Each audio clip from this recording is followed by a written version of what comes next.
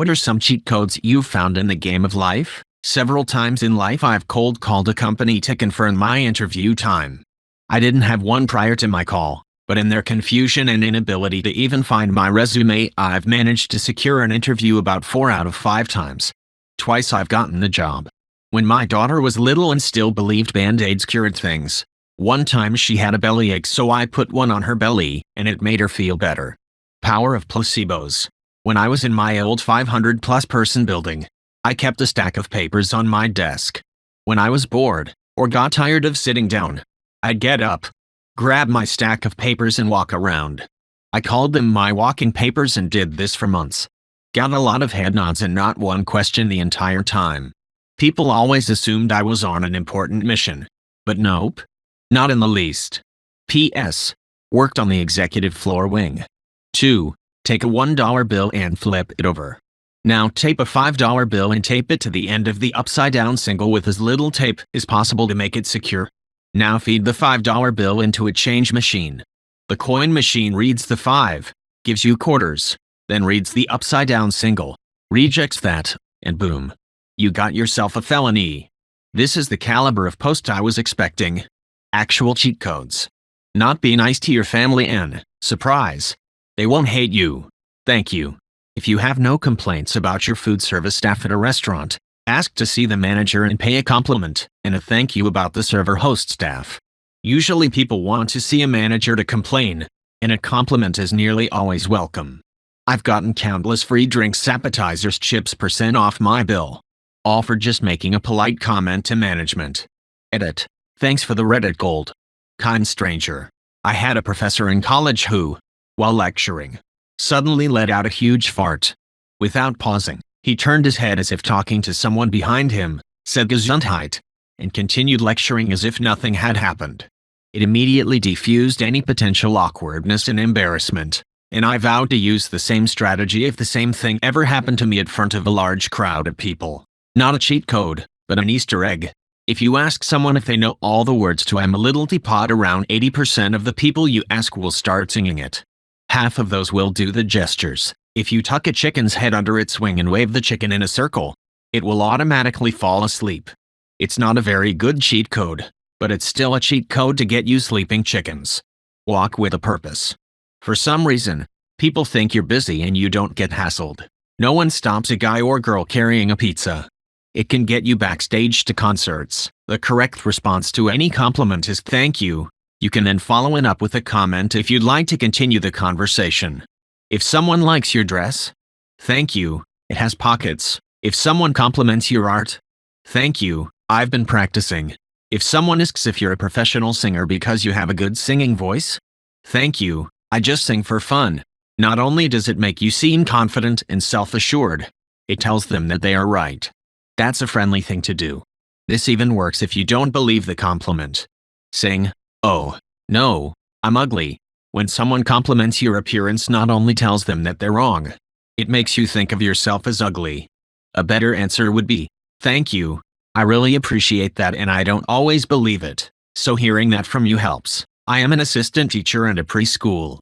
Asking if kids can use their sitting muscles and listening muscles during circle time makes the kids want to show me how strong they are. Compliment your children with you're a hard worker and not you're smart. Studies show that kids who think they're hard workers outperform kids who think they're smart. Sneeze on your knuckles before a fight to inflict poison damage. You don't have to always give away the recipe. By that I mean, don't over-explain yourself. If you can't do something, 9 out of 10 times it's okay to simply say unfortunately I'm not able to do that, can't swing at this time, etc. You don't have to go on and on about why, or make up reasons and list them off. Over-explaining just ends up looking more suspect than simply being clear and concise. When someone says something true, say you're right, not I know. It'll make them feel better and you've still shown everyone how awfully clever you are. The remain silent dialogue option is useful, even if you have to scroll down to find it. It can keep you from failing or getting locked out of certain quest lines. If any website offers a percentage coupon code like 10% off, try higher values like 20% off. They often have them. Get a credit card like Amex Blue, they has 3-6% cash back at groceries. Buy all your items at grocery store. I'll use Kroger as an example. You can buy normal groceries plus gift cards, Amazon, Delta, H&M, McDonald's, whatever, and get the cash back on that deal. Then, if you time it with their 4x fuel rewards, you can save $1 gallon off gas up to 35 gallons. Altogether, the math works out to being 12-15% off pretty much everything. When married, don't stop treating your significant other like you did when you were trying to win them over. It is a great way to show them you're still as infatuated with them as you were when you first met. No matter what your bedtime and wake-up time is, stick with it. After a decade of being that person on Facebook at 3 a.m. and off to work 4 hours later, I started to view sleep as an enjoyable activity, not a chore. Game changer. Mornings are never a drag. If I have trouble sleeping, I can make up for it the next morning with our fucking up my whole day. When it's your bedtime, turn off the lights and wait. And don't touch your ducking phone or your computer. Don't get out of bed, wait. When your alarm goes off, get up. Repeat for 2 weeks. Enjoy a better life. Introverts think then talk. Extroverts think while they talk. Took a class that said if you want to run a good meeting, wait 10 seconds before moving on. Introverts, such as myself, need time to process before they speak. Started running my meetings this way, and I will be damned if the introverts didn't start speaking more and providing really good input. Best one I ever got was a word of advice from my dad. Don't go out and try to make friends. Instead, go out and don't make enemies. You'll be amazed at how many friends and acquaintances you have on the other end of this, because everyone will see you as friendly and approachable, and will even stand up for you as a nice person.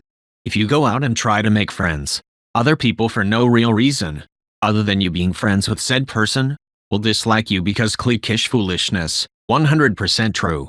Edit. Just to clarify, this was just before I went off to college. I made my closest friends there. Adult life afterwards does require a slightly different strategy, but this does work in very social places like work, church, clubs, etc. Still, in my experience, if someone is going to complain about you to their boss, or your boss, or call the cops for a noise violation, or something like that, all you have to do is complain about them first and you'll usually come out the victor. In these situations, it's way less about who is right and who is wrong, and way more about who lodged the initial complaint against whom. Say thank you instead of I'm sorry in most situations.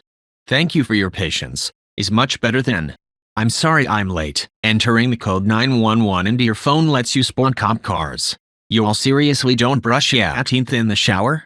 Stay nice and warm and save some time and easy cleanup. I hated brushing as a kid but loved showers. Wish my parents knew. Boxes and clothes. You just carry different kinds of boxes and wear different stuff to places.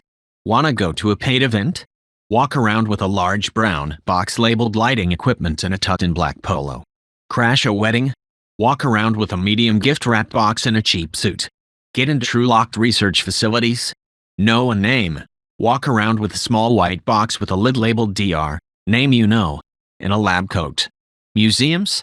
Carry a brown box labeled restoration equipment and glasses. Any technology facility? Carry a giant orange box and a hoodie and sweatpants. The box is the key. People will open doors. Use their key cards because you can't reach yours. Allow you into backstage, into storage, into private personnel areas. People will curiously look at you and ask what's in the box. You will not answer. You only need box. The more aggressive security looks, the more you must look like you are struggling with box. Sweat. Huff and puff. A casual box stroll for lazy guards. Heavy steps and dragging to aware ones. You do not need charm, or wit, or acting ability, or to be a good liar, or good memory, or even attractiveness. You only need box. You will gain access to things you never would have dreamed of. Riches normally locked behind security systems and gun-wielding men and digital cameras. But you don't care about that. You only care about getting more boxes. If you sell drugs. 1. Don't look like you sell drugs. No gold chains, baggy cloths, flat caps, weed shirts, legalize it bumper stickers, etc. Dress like a background actor. 2. Normal car, not too nice, not too shitty where you'll get pulled over. 3. Never smell like drugs. 4. Have a job. One that works on tips would help. Find a way to pay taxes on your money. The IRS doesn't fuck around. 5. If someone seems sketchy or like a cop, don't do the deal. 6. Last but not least, if you ever get caught, you're out of the game. Judges might be chill the first time if you're lucky, but never the second and third. Also, the cops know you sell drugs now. So, the gig's up. When watching the news, if they show you the thing happening, believe it. If they are talking about a thing happening, don't believe it. It's 2018. Everyone has 1080p cameras in their pockets. If it isn't being shown to you, it is bullshit. Portable power bank cell phone charger in my car. Basically, I got tired of my car's slow speed of charging my phone off the cigarette lighter. So I bought a 10,000 mAh power bank with fast charging capability. I plugged it into my car's cigarette port so that whenever my car is on, it's charging. Then I just plugged my phone in for a fast charge on the road, and the power bank might go down, but will gradually recharge over time when my car is on. So basically, it's as if I created a sort of water tower but for power. I was unhappy with the speed at which power was coming in, so I installed something to let it build up pressure and speed up the flow. Another bonus is that it can be easily removed and taken with me. So if I am at, say, a restaurant and need to charge my phone, I can take it in with me and continue the charge. Airport parking is really expensive overnight. Take an extra 10 minutes once you get back. Walk to the ticket dispenser, print a new ticket and use the new one when exiting. I've saved a considerable amount of coin doing this. This cheat code may increase your wanted level if a product breaks long before it should have. But outside of the return policy, buy a new one and return the old one in the new one's packaging. I did this with a kitchen appliance recently. Fuck Cuisinart. It stopped working after 3 months. The warranty required me to pay shipping both ways, equivalent to half the cost of the item. So I bought a new one, swapped it, returned the broken one. Retailer will send it back to the manufacturer. Slightly unethical, I don't abuse this. But I am tired of buying products that seem to be designed to break. It's really simple to help people who are having a hard time with life stuff. What the vast majority of people want is just to be heard and be validated, especially with your family, close friends, significant other. It's so easy to hear them complain about something and go, well, have you tried X? Why don't you just Y? Maybe you should Z. You're thinking about this all wrong. It's really not X, Y, or Z. You need to Q. Nobody wants that. A very simple oh man, that sounds really hard. Or, if you're going for the dude of the year award, so it sounds like, repeat what they said they're feeling in simpler terms, is that right? And follow with oh man, I totally see why you feel the way you do. People light up like Christmas trees when they're just simply validated and heard. You don't need to solve anyone's problems, and by and large, people don't want you to. They just want someone to hear them, and want to feel like what they're feeling is real, and that they're not being irrational or crazy. Even if they are being a bit irrational or crazy, if you want to be a good friend, just hear them, validate their feelings, move on. People will change when they want to change, not because you told them to. If you want a better price on television or internet service, call the 800 number of the company and ask to speak to the retention department. If you get a male, hang up and try again. If you get a female, politely tell them you were offered another deal at X company and provide a lower price. 8 out of 10 times the company you are dealing with will get you a better deal. If it fails, tell them you are planning on canceling all services. This will really increase your chances, as the retention department's goal is to keep customers. Sometimes they even get a commission for this service. Signed, an ex-Comcast employee who is Malay and never gave discounts.